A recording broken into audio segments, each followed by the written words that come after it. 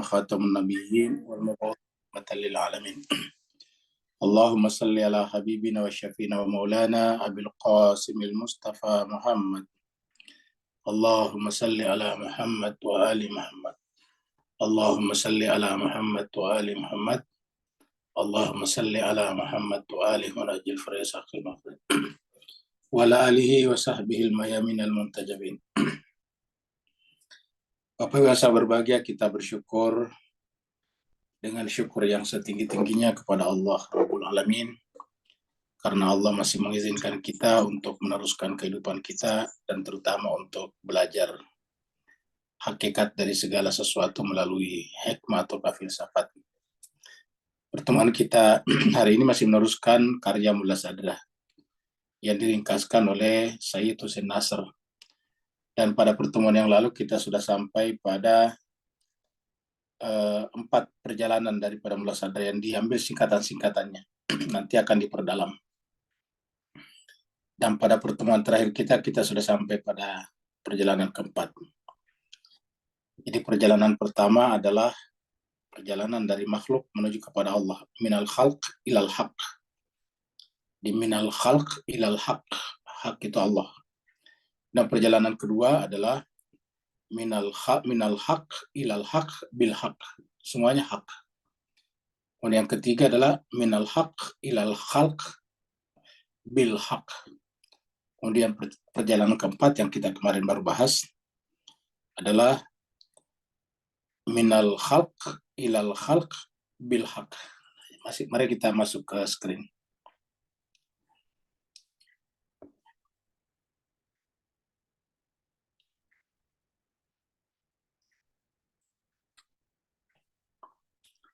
Di terakhir kita sudah sampai di sini ya. Tanggal 1 Juni hari Sabtu perjalanan keempat ya. Jadi kita ambil kembali satu-satu. Mohon maaf. Yang pertama adalah perjalanan pertama adalah minal khalq. Jadi minal khalq ilal haq. Jadi minal khalq ilal khalq. Minal khalq ilal haq ya. Jadi khalq ciptaan, hak al-haq Allah. Kemudian yang kedua, perjalanan kedua ini adalah minal haq ilal haq bil haq. Jadi dari al-haq menuju kepada al-haq bersama dengan al-haq. Perjalanan ketiga adalah minal haq ilal khalq. Jadi kalau yang pertama minal khalq ilal haq. Kalau perjalanan ketiga sudah balik minal haq ilal khalq tapi sudah bil haq. Kemudian terakhir kita bahas ini 1 Juni. Perjalanan keempat adalah perjalanan dari makhluk menuju kepada makhluk. Yaitu minal khalq ilal khalq bil haq. Jadi minal khalq dari makhluk ilal haq menuju kepada makhluk, tetapi bil haq selalu bersama dengan Allah. Perlu kita sampaikan bahwa apa yang disampaikan Mullah Sadrah ini juga merujuk kepada ayat-ayat Al-Quran. Di dalam Al-Quran memang kita lihat ada kata-kata ilallah, ada juga fillah, jadi itu bisa kita lihat. Jadi kalau misalnya tadi perjalanan kedua minal haq ilal haq kemudian bil haq, itu kan bisa dikatakan perjalanan di dalam Allah. Ini kita lihat ayat ini ya. Ini kita lihat dulu surat An-Nahl ya. Ini kalau kita di sini An-Nahl itu menggunakan kata fillah. A'udzubillahi minasyaitonirrajim. Bismillahirrahmanirrahim. Walladzina hajaru fillahi. Jadi walladzina hajaru fillahi. Dan orang-orang yang berhijrah fillah di dalam Allah. Kan biasanya ada tertulis fisabilillah. Nanti kita lihat yang lain. Jadi ada juga fisabilillah. Ini adalah fillah. Ya. Walladzina hajaru fillah. Jadi fillah ini adalah perjalanan kedua tadinya, yaitu minal haq ilal haq bil haq. Jadi di dalam Allah. Nah di sini katakan memba di mazulimu. Apa artinya setelah dizalimi? Artinya ini bisa tercapai kalau kita sudah meninggalkan nafs zulmani. Jadi kata zulimu. Ketika kita masih memiliki nafs zulmani, berarti perjalanan kita harus yang pertama, yaitu minal khalq ilal haq. Dari khalq, dari ciptaan menuju kepada Allah, kepada khalik. Minal khalq ilal haq. Yang pertama. Nah, nanti kalau sampai pada yang kedua seperti ini, ya, minal haq ilal haq bil haq. Jadi bisa disamakan dengan ayat ini. Waladina hajaru fillah mimba di zulimu lanubawi annahum.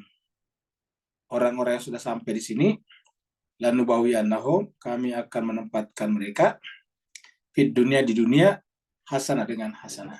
Jadi untuk mencapai derajat di dunia hasanah, ya kita harus mencapai perjalanan yang kedua minimal. Perjalanan yang kedua, ya. Sudah lepas daripada perjalanan pertama. Karena ada kata-kata lanubawi annahum di dunia hasanah. Dan doa kita mengatakan Rabbana atina fid dunya hasanah wa fil akhirati hasanah. Berdasarkan ayat ini, wala ajrul akhirati akbar. Dan di akhirat Allah berikan lebih besar lagi. Wala ajrul akhirati akbar. Lau kanu ya'lamun. Kita lihat misalnya di sini surat Haji juga ada. Surat Haji itu 8, ini terakhir. Allah firman wajahidu fillah haqqa jihadi. Jahidu bersungguh-sungguhlah fillah. Jadi kalau di sini tadi kan hijrah ya. Ya, ini saya tadi adalah hajar fillah, tapi sama. Hajar sama-sama fillah. Di sini adalah jahidu fillah. Bersungguh-sungguhlah di jalan Allah. Nah, jadi ada dua di sini. Ini adalah alladzina hajaru, berhijrah tetapi di dalam Allah, hajar fillah. Ya. Kita artikan tadi minal haq ilal haq bil haq. Dan ini juga kata-katanya. Bersungguh-sungguh di sana, berarti kan bil haq. Wajahadu fillahi haqqa jihadi.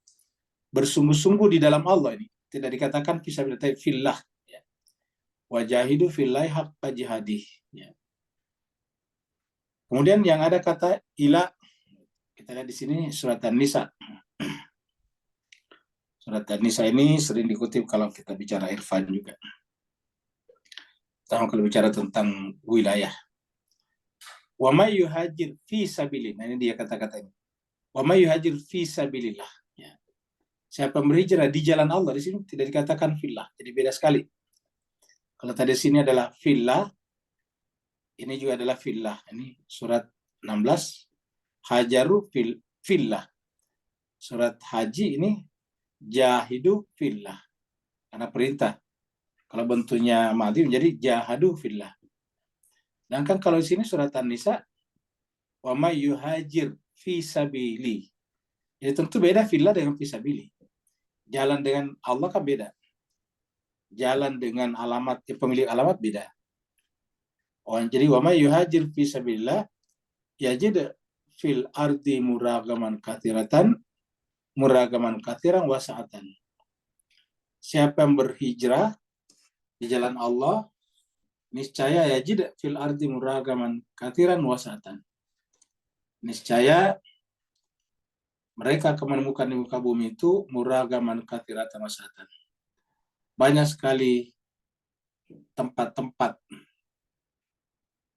untuk menempuh perjalanan itu dan sekaligus luas. Jadi muragaman kathiratan. Pintu-pintu rezeki itu banyak dan luas. Nah, jadi may yuhajir fi sabilillah. Jadi kita bisa artikan juga ini adalah perjalanan pertama. Tapi ada lebih spesifik lagi di bawah ini. Ya. Wa may yakhruj, dan siapa yang keluar min baiti dari rumahnya, muhajiran ila. Jadi muhajiran ilallah. Jadi muhajiran ilallah. Ya, jadi ilallah ataukah ilal haq kalau bahasa jumlah sadar tadi. Jadi muhajiran ilallah. Ya. Wa rasulihi, dan rasulnya. Jadi bisa diartikan ini adalah perjalanan pertama. Kenapa? Karena muhajiran ilallah. Dari mana tempat hijrahnya? Ya dari alam khalq. Jadi minal khalq ilal haq. Wa rasuli bersama rasulnya, thumma kemudian yudrikuhul maut, menemukan kematian, faqad waqa'a ajruhu 'ala Allah, maka Allah akan menentukan imbalan baginya.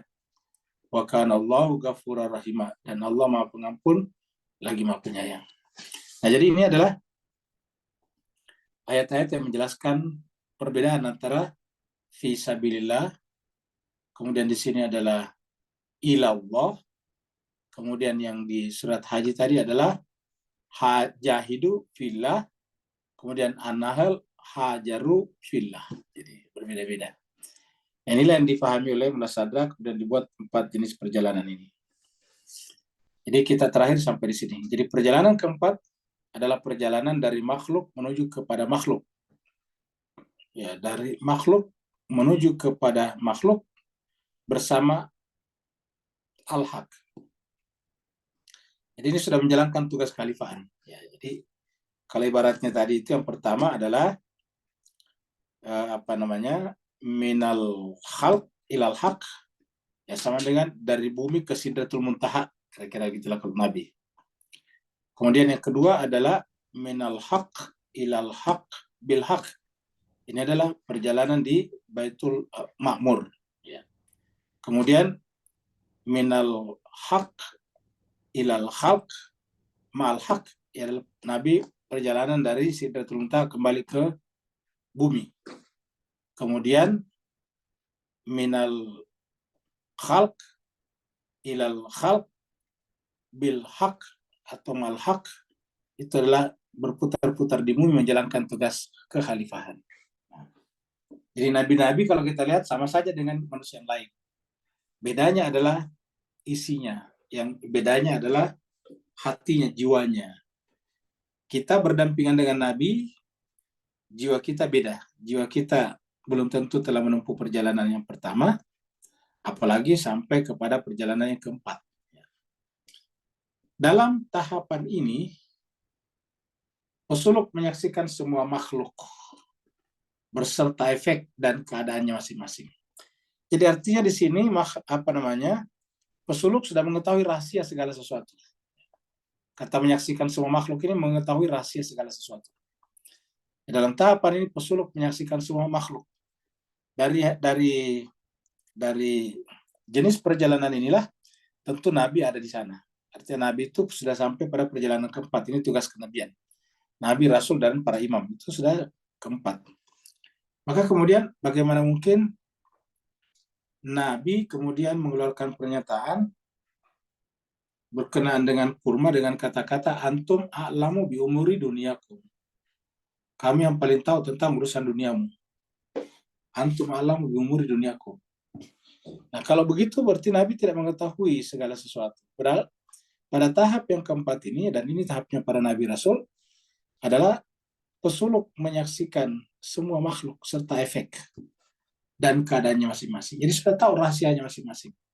Jadi tidak mungkin kemudian Nabi mengatakan kalian lebih tahu masalah penyerbukan kurma daripada saya.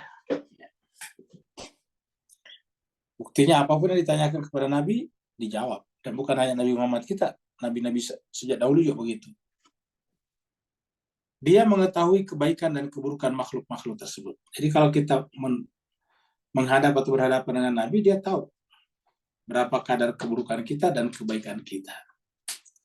Itulah sebabnya misalnya Nabi tidak menyampaikan rahasia-rahasia tertentu kepada beberapa orang dekatnya yang lain, terutama dari kalangan istrinya misalnya. Apa sebabnya? Karena Nabi tahu hakikat hati mereka masing-masing. Misalnya ketika Nabi akan meninggal dunia, dan ini tercatat atau dicatat di banyak sekali hadis-hadis, bahwa Nabi berbisik kepada Fatimah, sehingga Fatimah kemudian menangis. Setelah itu kemudian Nabi berbisik lagi, Fatimah kemudian tertawa. Nah, kata berbisik di sini kan menunjukkan bahwa hanya Fatimah lah yang merupakan tempat Nabi menyampaikan rahasia-rahasia, bukan kepada yang lain. Maka kita teruskan. Dia mengetahui dia di sini pertama adalah Allah, tapi kemudian mendelegasikan itu juga kepada nabinya, maka dia Nabi kemudian mengetahui kebaikan dan keburukan makhluk-makhluk tersebut, baik secara temporal maupun secara spiritual. Baik secara temporal artinya yang ada di alam yang berubah ini, ataupun secara rohani. Secara temporal sesuai dengan yang terikat oleh ruang waktu. Sedangkan spiritual adalah rohani, yakni di dunia ini dan di akhirat kelak. Jadi dia mengetahui kebaikan dan keburukan makhluk-makhluk tersebut, baik secara temporal maupun secara spiritual, di dunia dan di akhirat. Tidak ada yang luput. Dari sisi sifat ruang waktunya, Nabi tahu. Dari sisi dunia dan akhiratnya juga Nabi tahu. Kenapa? Karena Nabi adalah gurunya para pesuluk, ya. Pesuluknya para pesuluk. Ya. Dia mengetahui kembalinya makhluk kepada Tuhan. Dia mengetahui kembalinya makhluk kepada Tuhan. Bagaimana cara kembalinya? Dia menjadi seorang nabi dalam pengertian nabi yang membawa hukum, dan pada kenyataannya dia memang disebut nabi. Jadi artinya dia menjadi nabi bukan karena dia mau jadi nabi, tapi dia jadi nabi karena dia dipilih Allah jadi nabi. Sehingga nabi tidak sembarangan mendeklarasikan dirinya sebagai nabi, kecuali kalau ada perintah dari Tuhan. Qul, katakan Muhammad, saya ini Rasulullah ilaikum. Saya adalah Rasulullah untuk kalian. Jadi kecuali ada pemberitahuan begitu dari Allah, qul, katakan. Kalau tidak begitu, ya tidak mungkin Nabi menyampaikan. Kita katakan dia harus memberikan pengakuan kepada masyarakat agar masyarakat menge-approve atau menerima kenabiannya. Ya, sepintas memang bagus. Tetapi kalau dia melakukan itu tanpa perintah, bukan berarti dianya yang pengen diketahui. Berarti kan ada unsur subjektif di sana. Nah, maka walaupun Nabi tahu dirinya adalah seorang Nabi, tidak pernah mendeklarasikan dirinya secara langsung. Selalu ada kata qul di depannya. Jadi kita ulangi, dia mengetahui kembalinya makhluk kepada Tuhan, bagaimana cara kembalinya. Dia menjadi seorang nabi dalam pengertian nabi yang membawa hukum. Jadi nabi yang kita bicarakan di sini adalah membawa hukum. Seorang nabi dalam pengertian nabi yang membawa hukum.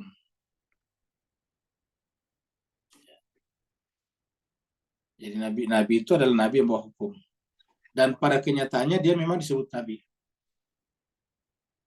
Artinya pada faktanya, ya dialah yang disebut nabi. Tidak ada yang ada sekitar pada saat itu. Ada pada saat itu yang coba membuat klaim-klaim nabi sebagai nabi palsu, tapi tidak pernah bertahan lama. Karena yang namanya nabi itu kan originalitasnya, keasliannya. Ya, itu yang tidak bisa dipertahankan oleh nabi-nabi palsu. Nabi-nabi palsu itu nanti ketahuan ada kepentingannya, ada pamrihnya. Sehingga kemudian ketika pamrihnya tercapai, maka dia biasanya cenderung berhenti. Kalau tidak tercapai, dia marah. Jadi ada dua kemungkinan. Kalau tujuannya sudah tercapai, dia berhenti. Kalau tidak tercapai, dia biasanya marah. Nah, nabi dalam pengertian nabi yang sesungguhnya, itu tidak seperti itu. Dan pada kenyataannya dia memang disebut nabi. Dia membawa pengetahuan tentang apa yang dibutuhkan makhluk. Jadi dia membawa pengetahuan. Jadi kamu menunjukkan bahwa dia mengetahui segala-galanya. Dia membawa pengetahuan tentang apa yang dibutuhkan oleh makhluk. Semua dibutuhkan makhluk diketahui oleh sang nabi.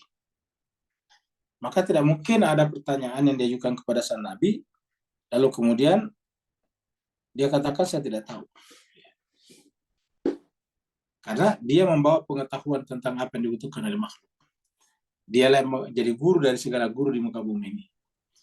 Apa yang mencelakakannya? Apa yang membawa kebaikan baginya?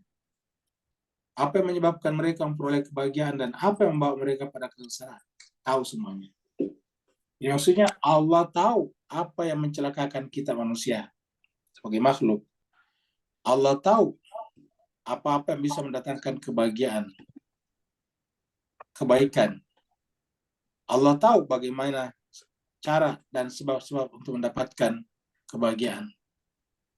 Dan Allah tahu apa yang membawa mereka pada kesengsaraan. Nah, jadi semuanya Allah tahu.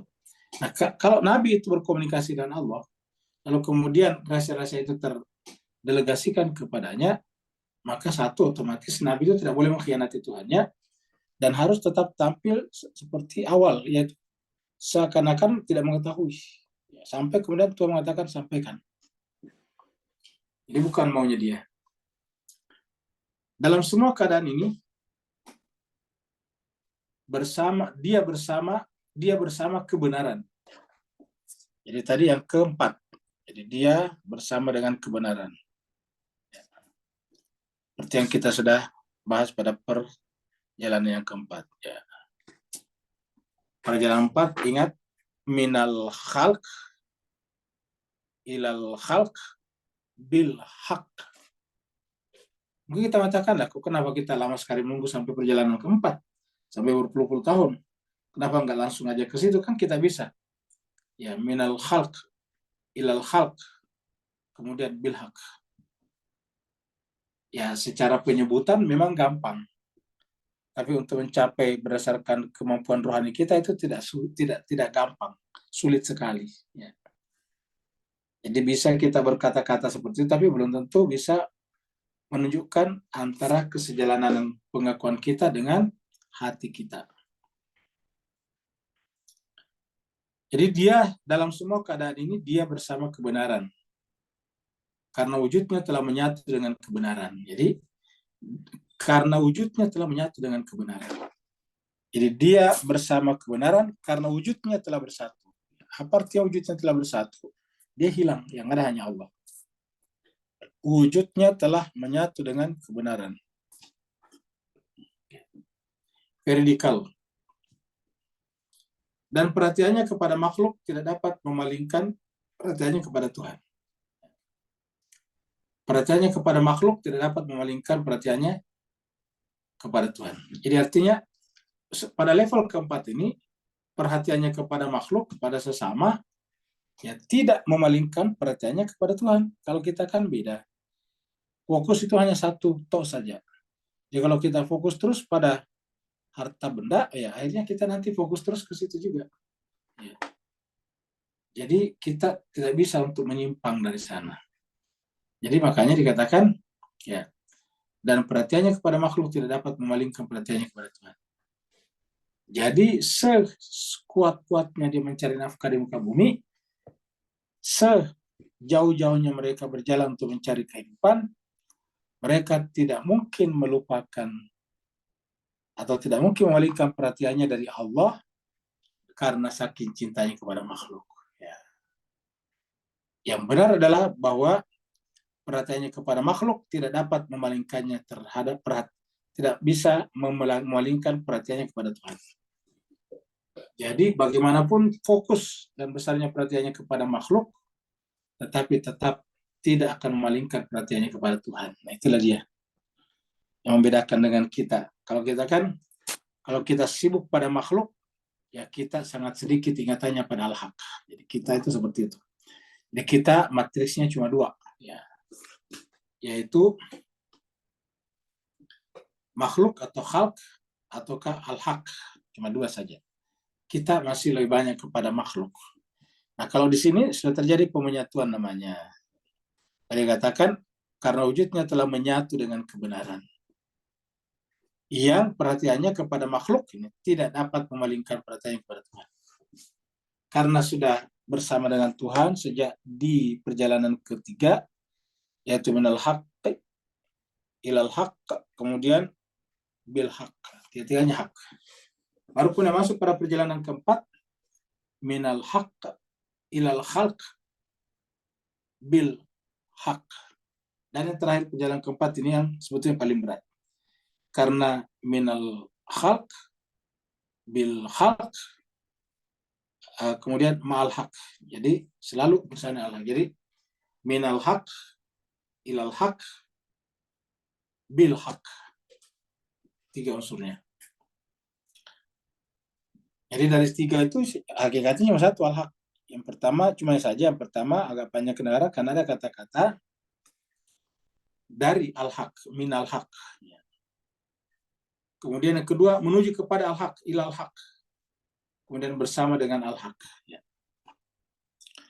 Para filosof yang agung dan para wali yang dapat dipercaya merenungkan ufuk dan wujud mereka sendiri.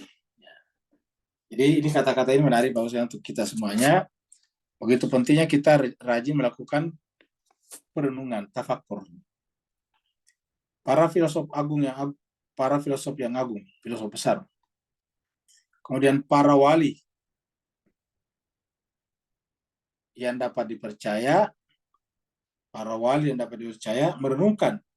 Kata wali di sini sebetulnya bukan hanya wali Allah dalam pengertian seperti wali-wali yang berdakwah, tapi di sini juga orang tua masuk di dalamnya. Ya. Jadi orang tua yang capai derajat ini ya bisa disebut wali juga, makanya kan disebut dengan wali. Kalau di Indonesia Bapak sekalian, kalau kita sekolah harus ada walinya, wali murid namanya. Yaitu ayahnya atau kalau enggak ayah ayah tirinya misalnya. Di para filosof yang agung dan para wali yang dapat dipercaya merenungkan ufuk dan wujud mereka sendiri. Ya.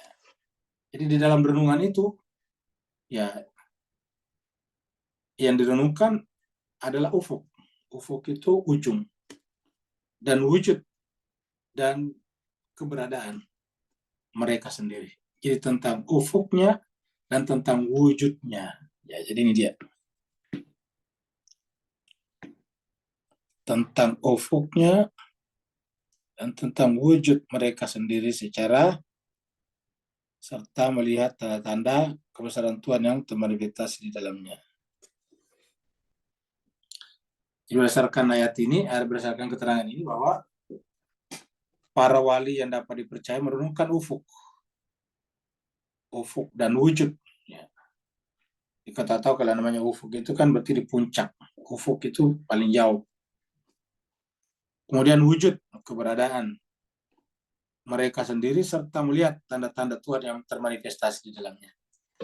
Yang wajarlah kalau kemudian Tuhan berkata di dalam surat yang berbicara tentang Isra Miraj itu dikatakan subhanalladzi asra bi 'abdihi lailan minal masjidil haram ilal masjidil aqsa alladzi barakna haulahu. Mereka melihat tanda-tanda yang termanifestasi di dalamnya. Mereka membuktikan keniscayaan wujud. Nah, jadi mereka membuktikan, kita sekarang sudah mulai masuk pada pembahasan wujud. Karena inti daripada filsafat muladzaah adalah wujud. Asalatul wujud artinya prinsipalitas wujud. Jadi kalau muladzaah,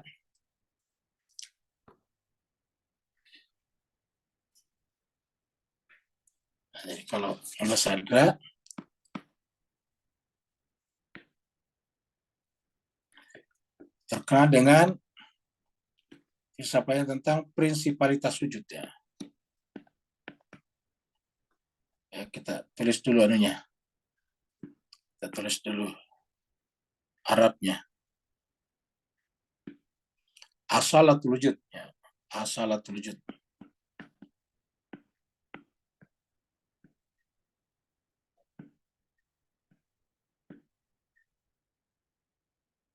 Nah, jadi ini adalah wujud, ini adalah asalah.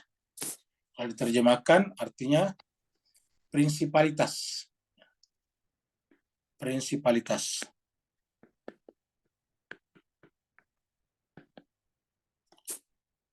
Prinsipality.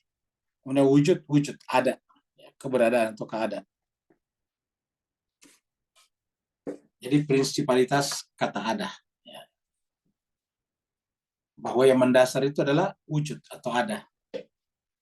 Bukan esensi atau mahia. Jadi lawannya yang selain daripada wujud atau ada biasanya adalah mahia. Jadi kalau yang satunya yang dipakai oleh gurunya yang sangat dihormati oleh Mullah Sadra, yaitu Mirdamat, menggunakan kata asalatul mahia. Prinsipalitas esensi. Prinsipalitas kuditas. Sedangkan kalau ini adalah prinsipalitas wujud. Jadi wujud adalah prinsip. Kalau tidak ada wujud, ya tidak ada yang lain. Semua yang ada ini adalah merupakan wujud-wujud berian. Dari yang memiliki prinsipalitas wujud, yang maha wujud. Nah, jadi ini adalah prinsip yang Allah sadar, as-salatul wujud. Bahwasanya tidak ada yang ada kecuali hanya dia saja. As-salatul wujud. Kita kembali ke sini. Jadi kita ulangi lagi di sini, para filosof yang agung dan para wali yang dapat dipercaya. Kenapa mesti ada kata para wali yang dapat dipercaya? Karena ada banyak juga yang mengaku-ngaku sebagai wali untuk mengkapitalisasi kemuliaan wali sehingga memanfaatkan orang lain untuk menghormati dirinya karena dianggap sebagai wali misalnya. Nah, jadi para filosof yang agung dan para wali yang dapat dipercaya merenungkan ufuk dan wujud mereka sendiri. Wujud mereka sendiri. Makanya kita di sini berkali-kali mengatakan di tadabbur kita, kalau kita belajar agama bukan untuk orang lain, untuk kita sendiri.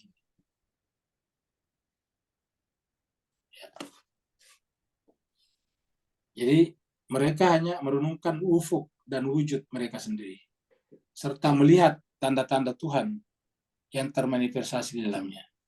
Ingat, tidak ada satupun yang tidak ada tanda-tanda Tuhan yang termanifestasi di dalamnya. Ya, cuma terkadang kita tidak lihat, seperti contohnya kita bicarakan juga tadi malam di tadabbur, bahwasanya kalau kita melihat di laut berombak, itu kan aslinya lautan tidak berombak sebetulnya. Jadi yang namanya air, tidak ada air yang membawa sifat bergelombang. Air itu selalu tenang, rata. Makanya yang dipakai sebagai water pass ya adalah air, makanya saya water pass. Jadi untuk membuat keseimbangan, nah itu pakai air. Ya. Jadi air adalah merupakan segala-galanya. Jadi para filosof yang agung dan para wali yang dapat dipercaya merenungkan ufuk dan wujud mereka sendiri serta melihat tanda-tanda Tuhan termanifestasi dalamnya. Jadi kalau misalnya tadi airnya bergelombang, air laut, ya itu bukan karena air memiliki sifat bergelombang. Yang ada adalah air bisa bergelombang. Ya, apabila ada faktor luar, bukan dari dalam. Kalau dari dalamnya berarti bawaan. Sedangkan ini bukan bawaan. Jadi kapan? Yaitu ketika ditiup angin yang keras, yang kencang, yang laju. Baru kemudian melahirkan ombak atau gelombang. Nah, dengan demikian, gelombang itu adalah bukan aslinya air. Yang aslinya air adalah hidrogen dan oksigen misalnya. Mereka membuktikan keniscayaan wujud dan zatnya. Jadi mereka membuktikan, siapa mereka ini? Para filosof ya. Jadi mereka di sini adalah yang di sini. Mereka ini adalah ini. Jadi mereka membuktikan keniscayaan wujud dan zatnya melalui efek kekuasaannya. Ini suatu efek itu cuma pengaruh, seperti tadi misalnya kita lihat gelombang air. Yang kita lihat kan gelombang, air bergelombang. Padahal sebenarnya menyebabkan bergelombang adalah hembusan angin atau udara. Nah, tetapi sayangnya anginnya nggak kelihatan. Kalau kita lihat dari permukaan laut kan tidak kelihatan anginnya. Nanti kelihatan anginnya kalau ada perahu yang pakai layar dan kelihatan layarnya menjadi kaku karena ditiup oleh angin. Itu baru kita tahu. Atau kita melihat kepada pinggir-pinggir laut, lihat pohon-pohon kelapa, daun-daunnya bergerak, nah, itu menunjukkan ada angin. Tapi kalau tidak ada semuanya itu tidak kita lihat. Kenapa? Karena namanya angin saja itu tidak mampu kita jangkau, apalagi dengan Tuhan. Ya, dengan demikian, ya, yang harus kita lakukan adalah bahwa menyadari betapa tidak berdayanya kita. Jadi ulangi lagi, mereka membuktikan keniscayaan wujud dan zatnya melalui efek-efek kosan. Jadi meniscayakan wujudnya itu ya, menunjukkan keniscayaan wujud dan zatnya ya, melalui apa? Melalui efek-efek ya, melalui efek pengaruh-pengaruh. Seperti tadi kita bisa mengetahui angin dari mana? Dari gelombang air laut. Ya, jadi kalau semakin besar gelombangnya air laut, maka menunjukkan bahwa anginnya juga semakin laju atau semakin kencang. Ini disebut dengan efek-efek. Pengaruhnya saja, efeknya, dampaknya. Tapi bendanya kita tidak tahu. Sama saya dengan listrik. Listrik itu sampai sekarang tidak pernah bisa kita lihat. Nanti kita tahu apabila satu lampu atau bohlam menyala. Oh, ada listriknya. Ataukah kita pegang, baru kita kesetrum, oh ada listriknya. Tapi apakah listrik itu menjadi tanda tanya bagi kita orang awam? Kenapa? Karena tidak pernah dia melihat listrik.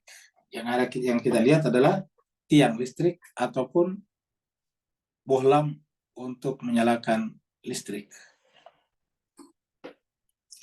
Jadi mereka membuktikan keniscayaan wujud dan zatnya melalui efek-efek kuasanya. Mereka melihat semua wujud. Nah, mereka melihat semua wujud. Kata-kata semua wujud, ingat wujud aslinya itu cuma satu. Kalau kita lihat sini, ini kan wujud besar ini ya. Huruf besar. Ini adalah wujud huruf besar. Kalau di sini wujudnya huruf kecil ya. Jadi wujud yang dimaksud di sini adalah dia sendiri. Sedangkan wujud yang dimaksud di sini adalah segala sesuatu yang bisa kita jangkau dengan panca indera kita. Atau yang kita yakini keberadaannya dari sana walaupun tidak dijangkau panca indera kita, tapi dijangkau oleh akal pikiran kita. Jadi mereka melihat semua wujud dan seluruh kesempurnaan, ya, semua wujud dan seluruh kesempurnaan. Menurut kita ini kan terlalu ekstrim cara berbuatnya. Kenapa? Karena kesempurnaan digadaikan. Ya. Jadi mereka melihat semua wujud dan seluruh kesempurnaan.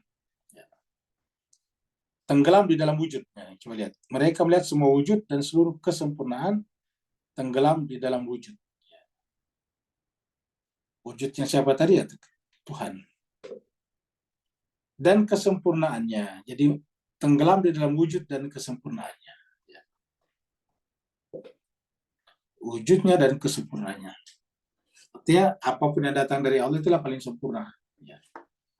Kalau kita melakukan apapun juga dan itu asli dari Allah, itu pasti lebih baik, jauh lebih baik daripada kalau kita buat sendiri dengan tangan kita. Karena apapun yang dari Allah itu adalah merupakan wujud dan sekaligus seluruh kesempurnaan. Jadi kita ulangi, mereka melihat semua wujud dan seluruh kesempurnaan tenggelam di dalam wujud. Jadi wujud kecil tenggelam di dalam wujud besar. Dan kesempurnaannya. Wujud dan kesempurnaannya. Kita ulangi, mereka melihat semua wujud. Ingat, semua wujud. Wujud kecil ya. Karena kalau Bapa tidak wujud, ya tidak bisa kita lihat.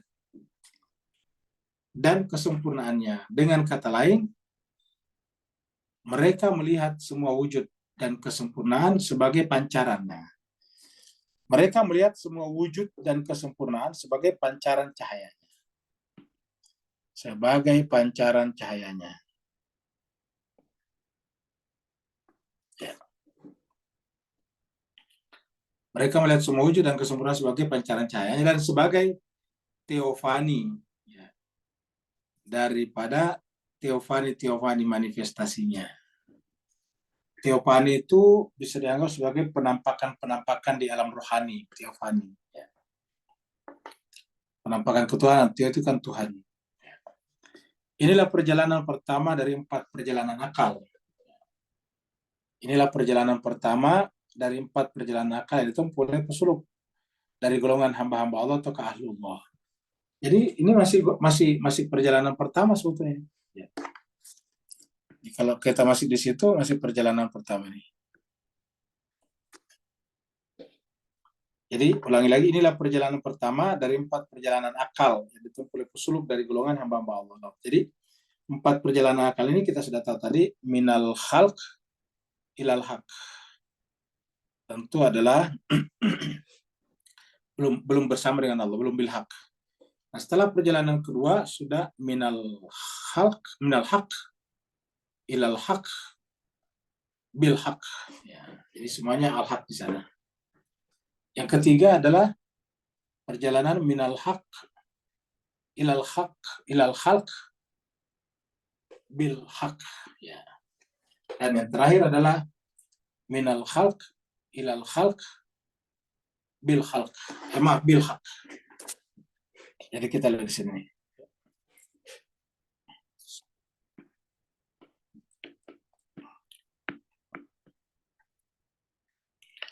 Perjalanan ulas sadrah. Ya. Yang pertama ini. Ya. Yang pertama sekali adalah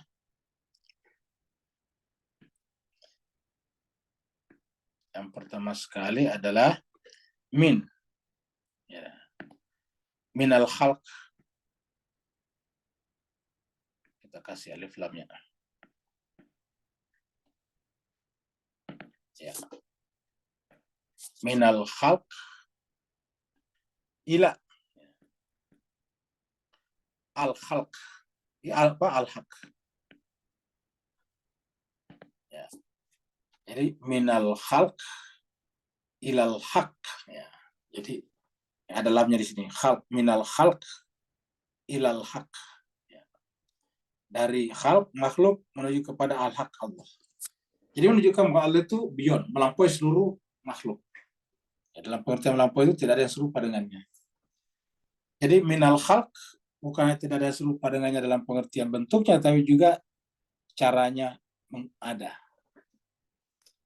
Minal khalq ilal haq. Ini adalah yang ke satu, dari makhluk menuju kepada Tuhan, menuju kepada Khalik. Nah, setelah itu kemudian yang kedua. Yang kedua adalah minal haq ila al haq. Ilal haq bil haq. Ya, jadi yang pertama adalah minal khalq ilal haq. Yang kedua minal haq ilal haq bil haq. Ya, jadi supaya hak, bukan hak, ini enggak ada titiknya, enggak ada lamnya juga. Jadi minal haq ilal haq bil haq. Kalau yang pertama minal khalq ilal haq. Dan kita naik ke atas menuju kepada al-haq tergantung daripada jumlah dosa yang kita gugurkan. Semakin banyak dosa kita gugurkan, semakin bergerak ke atas. Yang ketiga adalah minal haq. Minal haq. Jadi minal haq ilal khalq.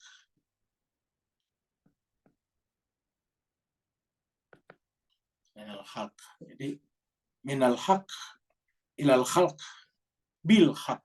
Kembali ke sini, bil haq. Ya. Bil haq. Jadi minal haq ilal khalq bil haq. Yang keempat adalah minal khalq. Minal khalq ila al haq. Al khalq. Ya. Minal khalq ila al khalq bil haq. Bil haq.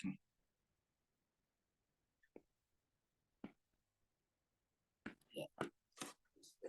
Minal khalq ila al khalq bil haq. Jadi ini adalah makhluk yang kita kasih warna. Kita kasih warna ini. Minal, ini salah ya. Yang pertama adalah minal haq. Haq. Ini salah nih. Dia harus ada, kita hapus dulu. Minal khalq ilal haq. Ini yang pertama salah. Ya, jadi minal haq. Ya. Jadi minal haq ilal minal khalq, salah lagi ya, minal khalq ya, ini selalu keliru. Khalq ya, dari khalq bukan hak. Ini nomor perjalanan. Oh ya, sorry, sudah benar ya. Ini minal khalq ilal haq. Lah ini sudah benar. Minal haq. Jadi semuanya al haq di sini ya. Kacau dikit ya. Minal haq ini yang kedua ternyata. Ini yang pertama nih. Ya. Kalau yang pertama minal khalq ilal haq ya. Jadi ini adalah kita kasih terjemahannya biar gampang ya. Ini adalah khalq makhluk. Ya, kemudian ini adalah Allah. Ya. Dari sini adalah Allah Allah, Allah. Ya. Dari sini adalah Allah. Kemudian ini makhluk. Makhluk, ya. Kemudian ini adalah Allah. Ya. Ini dari Allah menuju kepada makhluk bersama dengan Allah. Di sini minal khalq, dari makhluk. Makhluk. Kemudian ilal khalq, makhluk lagi. Kemudian bil haq, bersama dengan al-haq, Allah. Nah, jadi inilah. Si Bapak bisa bayangkan ini.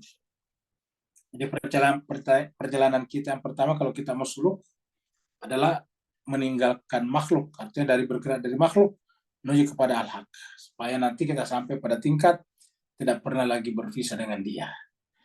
Dalam konteks seperti ini, al-haq belum masuk. Karena kita masih tidak punya apa-apa. Kita kotor. Dan karena kita berniat membersihkan diri kita, supaya Allah sudi mengangkat derajat kita, memindahkan kita, menghijrahkan kita dari dunia khalq menuju kepada al-haq dirinya. Baru kemudian setelah itu masuk ke peringkat yang kedua, yaitu berada di dalam Allah. Ya. Dari Allah kepada Allah menuju kepada bersama dengan Allah. Begitulah.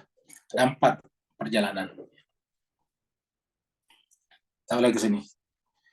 Inilah perjalanan pertama dari 4 perjalanan akal yang ditempuh oleh pesuluk dari golongan hamba-hamba Allah. Jadi inilah perjalanan pertama dari 4 perjalanan akal yang ditempuh. Yang pertama tadi yang ini, ya.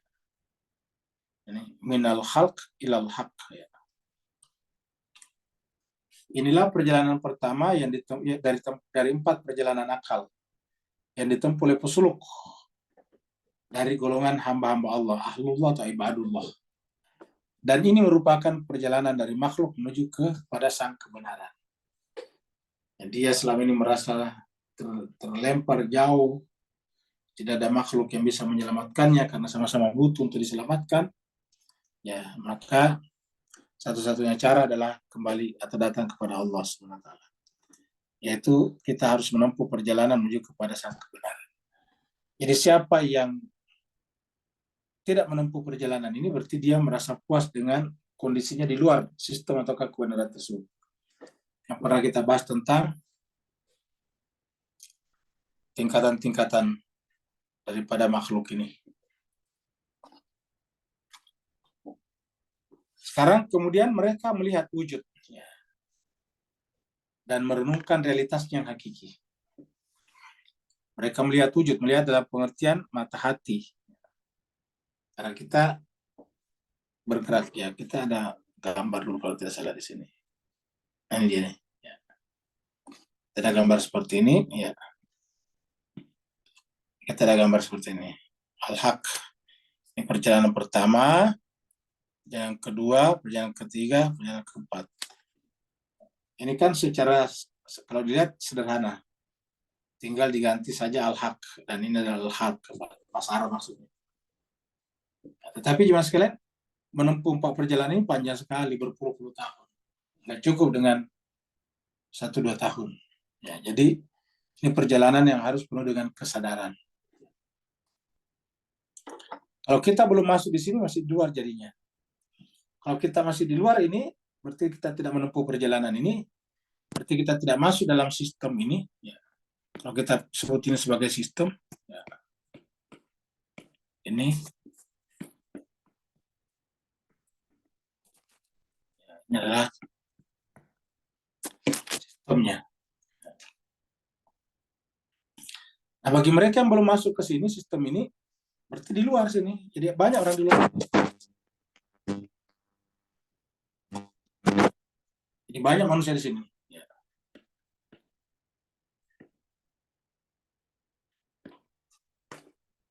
Saya tadi mendengarkan informasi di radio bahwa seluruh dunia sekarang ini penyebab kematian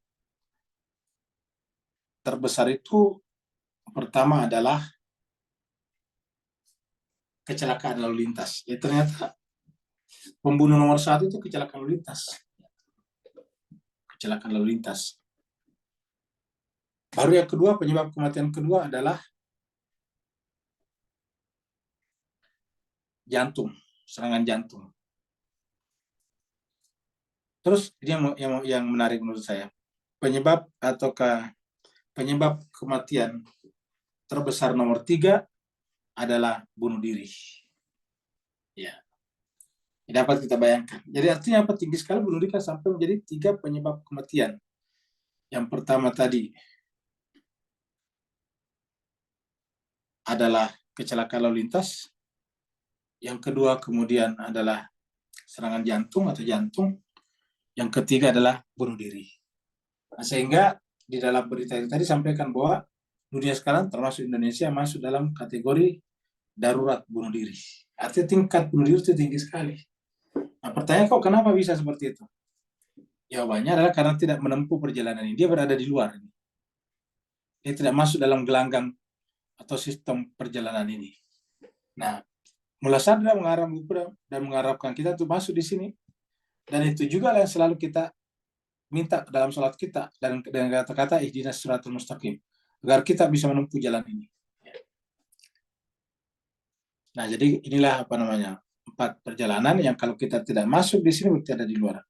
Kalau kita sudah mulai masuk di sini, apa tandanya? Mulai dari yang pertama, perjalanan pertama, yaitu minal khalq, dari makhluk menuju kepada al-haq, Allah. Jadi kita berhijrah dari rumah kita di bumi sampai kepada Allah. Seperti tadi dalam ayat ini. Surat An-Nisa.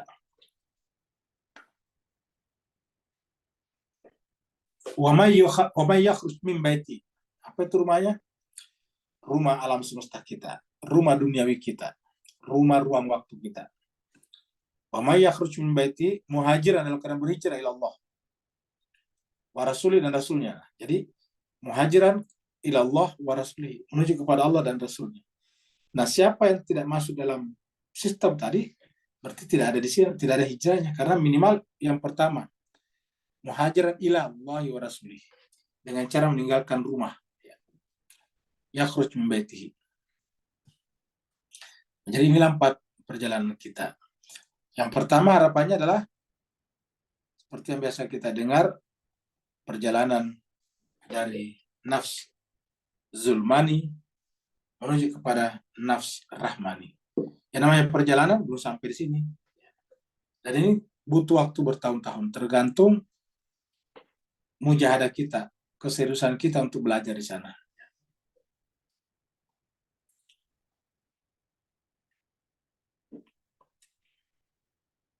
Jadi kita sudah lihat. Kemudian mereka melihat wujud dan menerangkan realitasnya yang hakiki. Wujud ini menjadi jelas bagi mereka. Wujud ini menjadi jelas bagi mereka bahwa ia adalah niscaya. Jadi wujud ini adalah artinya menjelaskan dirinya sendiri sebetulnya. Jadi wujud ini menjelaskan dirinya sendiri bahwa dia adalah statusnya niscaya, wajib. Ya. Jadi wujud ini menjadi jelas bagi mereka bahwa ia adalah niscaya. Wujud itu adalah niscaya atau wajib dalam dirinya dan bagi dirinya sendiri. Dalam dirinya dan bagi dirinya sendiri. Mereka merujuk pada keniscayaan zatnya untuk membuktikan bahwa ia tidak mempunyai bagian-bagian. Artinya mereka merujuk kepada keniscayaan zatnya, artinya dia menjelaskan dirinya, misalnya bahwa wujud itu niscaya, tidak boleh tidak, mutlak. Yang kedua adalah mereka juga merujuk pada keniscayaan zatnya untuk membuktikan bahwa ia tidak mempunyai bagian-bagian, tidak punya bagian-bagian. Ini kita sudah terangkan pada buku yang lalu sebelumnya, sebelum buku ini kalau tidak salah. Bahwa dia tidak mungkin menjadi bagian, dia tidak terbagi dan dia bukan bagian dari yang lain. Ini namanya Allah itu zatnya Allah, wujudnya adalah dia tidak terbagi dan juga bukan bagian daripada yang lain. Maka tidak mempunyai bagian-bagian, karena kalau mempunyai bagian-bagian ya terbagi namanya. Sedangkan dia tidak bisa terbagi. Kenapa bisa terbagi? karena dia sangat sederhana, wasit. Ya. Karena dia wasit sangat sederhana. Nah, justru karena dia sederhana bisa hadir di mana-mana. Kita selama ini dengan melalui pengetahuan sains ya, kita sudah diajari berpikir bahwa tidak semuanya yang besar itu yang qualified. Ya. Contoh saya kita lempar orang dengan batu gunung sebesar drum. Itu kan besar sekali kalau batu kita mungkin tidak bisa mengangkat. Tetapi ternyata efeknya sangat sedikit. Ya, misalnya batu sebesar sebesar diri kita itu dibuang dari angkasa, paling yang tertimpa 1-2 rumah saja. Ya. Tetapi kita lihat kalau dia kecil seperti atom, lihatlah Hiroshima dan Nagasaki. Itu kan yang namanya atom kecil sekali. Ketika bisa diledakkan, dahsyat sekali. Jauh berkali-kali lipat, berjuta kali lipat daripada batu tadi. Ini artinya apa? Bahwa semakin kita mendalami sesuatu itu akan semakin masuk pada sesuatu yang luar biasa. Jadi lagi-lagi wujud ini menjadi jelas bagi mereka bahwa ia adalah niscaya wajib dalam dirinya dan bagi dirinya sendiri. Jadi di dalam dirinya dan bagi dirinya sendiri.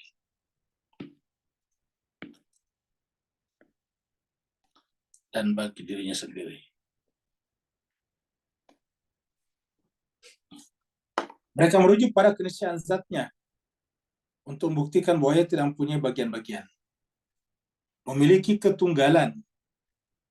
Artinya memiliki ketunggalan esa murni. Kalau kita di dunia ini sebetulnya tidak punya esa murni, pasti bercampur. Apa yang bisa kita anggap sebagai esa murni? Tidak ada. Karena air saja, kalau kita tanya banyak, tetap terbagi antara hidrogen dan oksigen.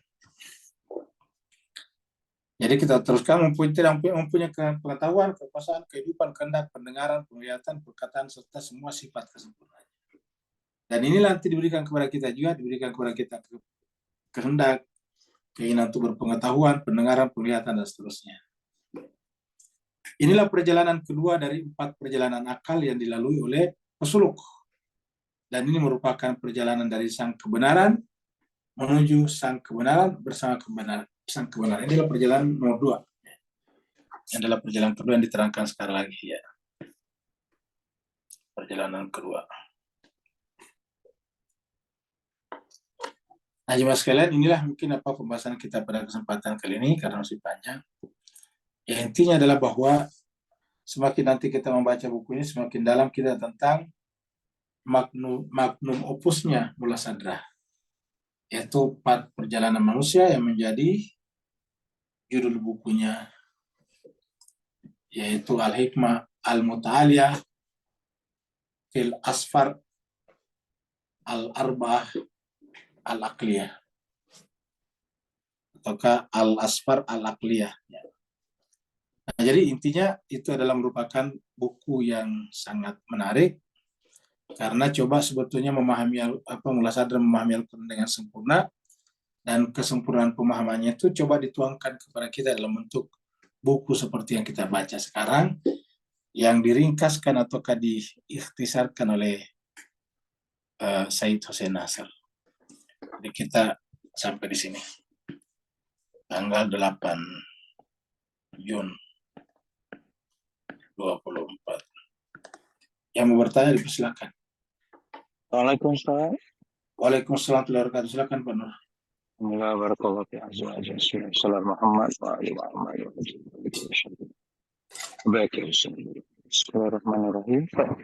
Mukhalafahnya dalam kenyataan mereka itu adalah teofani daripada teofani Tuhan yang mustaqimnya, atau kata lain, semua wujud dan kesempurnaan yang ada pada makhluk tadi adalah berasal unsur sumber daripada cahayanya. Maka kalau kita terbalikkan kembali pada sekarang, kita tak ada alam ni pula tak ada, Nur Muhammad pula tak ada, maka akhirnya kembali kepada yang ada hanya dia. Dan demi cinta dia mentajali, keluarkan daripada diri, beri pencerahan dalam konteks bagaimana kalau Ahmad dalam keadaan diam, apa yang Muhammad buat tadi. Barakallahu fi afwan. Baik. Jadi jangan sekali berbahagia dalam pandangan asalatul wujud yang kita bicarakan tadi di sini. Asalatul wujud yang asli adalah wujud, berarti bahwa semuanya yang ada kita bicarakan ini adalah dia sebetulnya. Karena kita bisa melihat sesuatu karena dia wujud, sedangkan wujud asli cuma dia.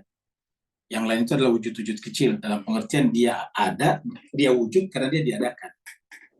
Nah, itulah sebabnya dalam pandangan Islam, atau dalam pandangan mullah sadar paling tidak, karena semua ini adalah merupakan manifestasi daripada dia, maka semua benda sebetulnya bukan hanya nabi yang merupakan teofani.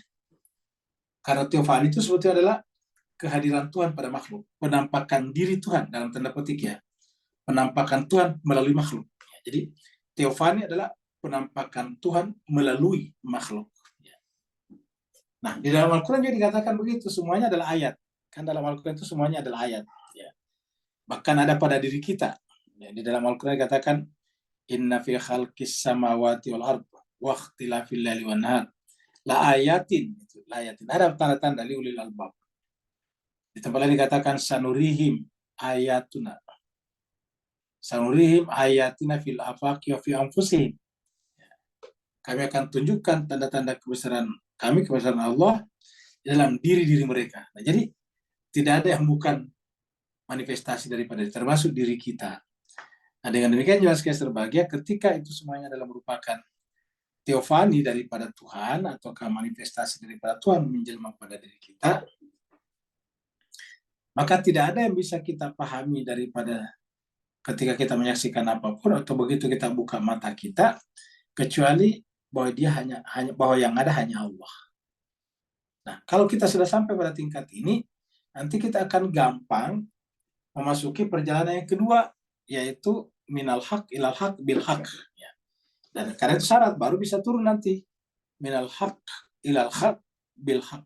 Bahkan sampai pada yang ketiga, ya, yaitu minal haq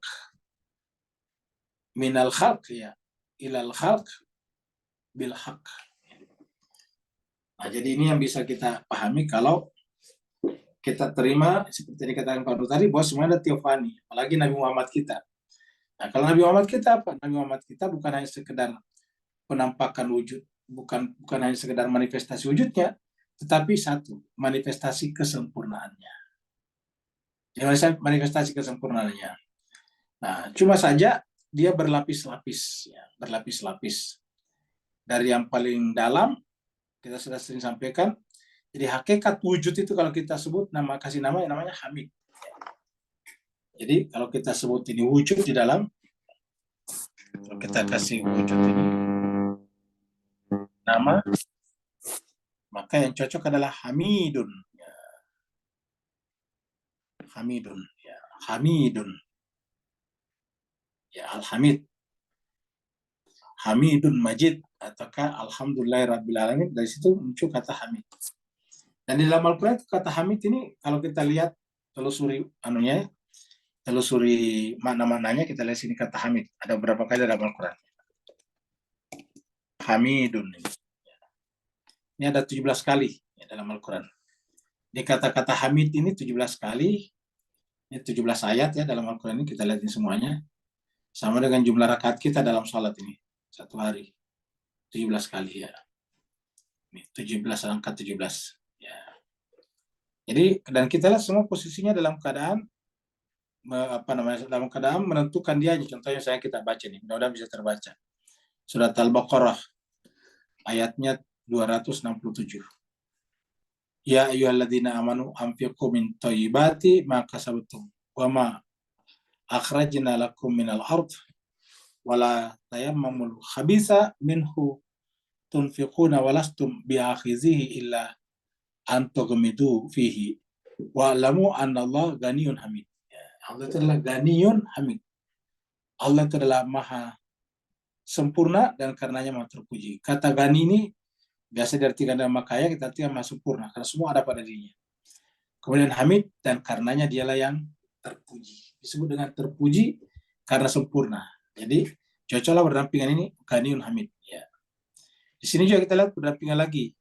Ya. Ghaniyan hamida. Ya.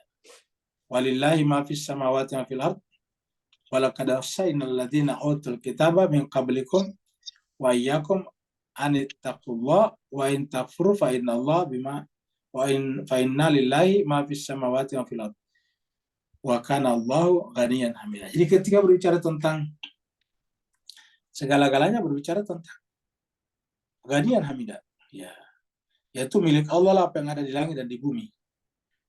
Walakad dan sungguh wasaina kami telah mewasiatkan alladzina utul kitabah kepada orang-orang yang diberikan kitab suci min qablikum sebelum Islam, yaitu Nasrani dan Yahudi, wa iyyakum dan kita juga, iyyakum kalian juga. Apa wasiatnya? Anittaqullah, bertakwalah kepada, ini wasiatnya. Wasaina, bertakwalah kepada Allah. In takfuru, jika kalian kufur menutup diri, fa innalillah, sesungguhnya ketahuilah milik Allah lah ma'fis. Ini ulangi lagi di atas ini. Lillahi ma'fis samawati wa fil ardh. Jadi ini di atas sudah ada, ulangi lagi di sini, di bawah pada tutup dengan wa kana Allahu ghaniyan hamida. Wa kana Allahu ghaniyan hamida, ini ghaniyan hamida. Pada sini hamidun majid, ya, majid itu wujud, ditemukan, mulia. Contohnya qalu atajabina min amrillah rahmatullahi wa barakatuh alaikum ahlal bait innahu hamidun majid, ya. Begitu ya di sini, ya. Al-Hamid, ini Al-Hamid, Azizul Hamid, ya. Jadi disebutkan jalan Allah itulah siratil azizil hamid. Ini surat Ibrahim, bismillahirrahmanirrahim, alif lam ra, kitabun anzalnahu ilaika litukhrijan nasa minadz zulumati ilan nur bidzirabim ila siratil azizil hamid, ya. Biasanya kan siratal lazina an'amta alaihim kan, atau siratal ladina an'ama Allah. Kalau sini siratal aziz, ya. Jadi ila siratil azizil hamid. Begitu juga di sini, ya. Begitu di sebelumnya Ibrahim juga begitu, ya. Dan seterusnya. Kesimpulannya, kalau ada kata hamidun, cenderung ada ganiun, kebanyakan ganiun ini, ya. Ada satu lagi azizun, yang lain adalah ganiun, paling banyak ganiun. Nah, jadi intinya adalah bahwa kesempurnaan Allah itulah sebagai al-ghani yang menyebabkan kita sebut dia sebagai gani, sebagai majid, sebagai hamid, maksud saya, sebagai hamidun majid, seperti yang kita baca di atas tadi sini. Ada kata hamidun majid, ya. Nah, jadi habidun, ini adalah hamidun majid, ya. Nah, kemudian jadi itu yang menyebabkan kita sebut dia hamid, karena dia sempurna. Karena dia sempurna, semua pujian harus datang kepada dia. Nah, tetapi itu kan hamid itu atau al-ghani itu kan berada dalam posisi yang sangat rahasia. Ya, yang pernah kita bahas juga dia, kalau tidak salah di Irfan kita itu ada namanya, ada akhfa yang paling tersembunyi, ya. Jadi ada akhfa yang paling tersembunyi, ya. Dan itu adalah tidak bisa kita jangkau. Maka kemudian supaya kita bisa jangkau dia memanifestasikan dirinya keluar. Tapi masih di alam, bukan materi, bukan alam fisik seperti sekarang, seperti alam kita sekarang. Maka di situ disebutkan alam sifat, namanya Ahmad, ya. Ini Ahmad. Jadi jadi ibaratnya itu karena kita tidak bisa ke sana, maka dia mengirim keluar, ibaratnya gitu, mengirim keluar signal atau sinyal untuk kita jadikan, untuk kita ikuti ke sana. Nah, itu namanya Ahmad, ya. Tetapi lagi-lagi sifat itu termasuk pada diri kita atau jiwa kita tidak mampu jangkau. Jadi kita sudah menyadari kalau kita punya jiwa, kita punya sifat. Nah, maka kemudian supaya nyata, bisa dilihat, bisa disentuh, maka kemudian menjelma keluar menjadi Muhammad. Nah, seperti itulah. Jadi sebetulnya Muhammad adalah merupakan bentuk pemancaran terakhir daripada Hamid. Sedangkan Ahmad adalah pemancaran kedua daripada Hamid. Nah, seperti itu. Saya kira jangan sekali ada lagi sebelum kita lanjut. Iya, di chatroom. Ada di chatroom, ya.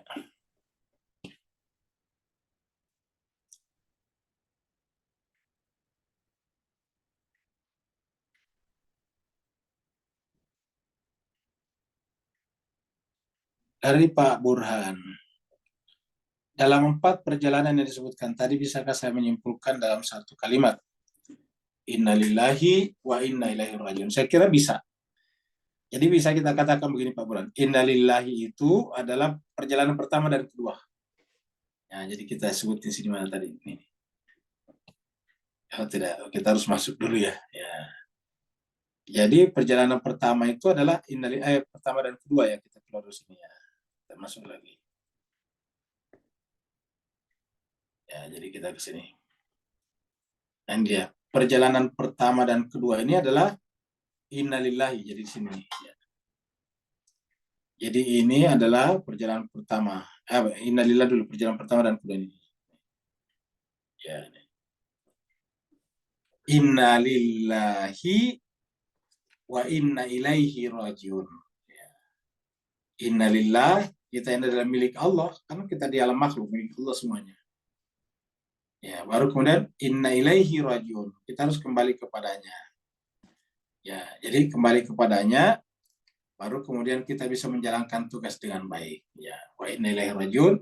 Jadi yang disebut inna ilaihi rajiun sebetulnya itu adalah justru yang kedua, yang ketiga dan keempat. Jadi tidak bisa dikatakan kembali kepada Allah kalau tidak membuktikan bahwa dirinya itu adalah menjalankan tugas kekhalifahan. Karena kalau kita sudah kembali kepada Allah, ya kita harus menerima tugas itu, tugas kekhalifahan itu. Karena kalau kita menjalankan tugas kekhalifahan, tapi belum menempuh perjalanan, itu yang terjadi nanti adalah ya berdasarkan kepentingan hawa nafsu kita, dan itu adalah yang merusak agama-agama selama ini. Agama-agama samawi rusak, lalu diutus lagi Nabi belakangan, karena tadi ada orang yang coba melakukan perjalanan itu, tapi berdasarkan persepsi pribadinya saja. Nah, sedangkan ini karena ini adalah perjalanan kembali kepada Allah dan menyatu dengan Allah, ya tentu yang paling tahu adalah Allah Subhanahu wa Ta'ala. Jadi seperti itu. Kita kembali lagi tadi ke Pak Burhan.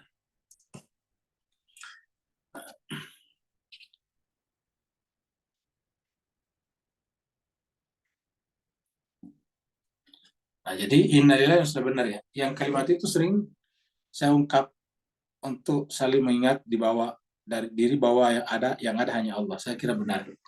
Karena ayat ini juga atau kata-kata ini kita temukan di dalam Al-Qur'an surat Al-Baqarah 156 ya. Sekitar 156 ya, yang berbicara tentang ujian. Jadi kita semua diuji. Allah berfirman, walanabluwannakum bisyai'in minal khawfi wal ju' wa naqsin minal amwali wal anfusi wat tamarat wa basyiris sabirin alladzina idza asabatuhum musibah qalu inna lillahi wa inna ilaihi raji'un. Nah, jadi seperti itu. Bahkan kalau kita lihat itu dimulai dari kata-kata wadhkuruni adzkurukum. Baru kemudian ya ayyuhalladzina amanu ista'inu bis-sabri was-shalah innallaha ma'as-sabirin. Baru kemudian la tahsabanna alladzina qutilu fi sabilillahi amwat. Baru kemudian walanabluwannakum. Jadi urutannya seperti itu. Jadi berbicara nanti tentang orang yang sabar, isti'anah dengan sabar. Orang yang hakikatnya yang dilihat orang mati padahal hakikatnya tidak mati. Ya. Baru kemudian dikatakan kita juga harus menuju ke sana dengan cara mengikuti ujian. Maka ayat berikutnya ujian. Nah, siapa yang bisa lulus dalam ujian ini? Lagi-lagi kembali ke sabar. Wabasyiris sabirin. Baru kemudian tanda orang yang sabar itu adalah ketika ini sudah menjadi prinsip dalam hidupnya. Jadi innalillahi wa inna ilaihi raji'un bukan lagi sekedar ucapan, tapi telah menjadi prinsip di dalam kehidupan kita bahwa kita ini dari Allah dan akan kembali kepada Allah. Begitu kita kembali kepada Allah, maka dimanapun, kemanapun kita pergi selalu bersama dengan Allah. Kita pergi kepada makhluk bersama dengan Allah. Kita berjalan di tengah-tengah makhluk sebagai pedagang, petani atau nelayan juga selalu bersama dengan Allah. Minal khalq ilal khalq ma'al haq. Ya, seperti itu. Ada lagi? Kalau tidak ada, kita akhiri sampai di sini. Terima kasih banyak Bapak Ibu sekalian, mohon maaf atas segala kekurangan. Insyaallah kita jumpa lagi sebentar malam untuk kelas Irfan. Wa'alaikum. Wassalamualaikum warahmatullahi taala wabarakatuh. Waalaikumsalam warahmatullahi wabarakatuh. wabarakatuh.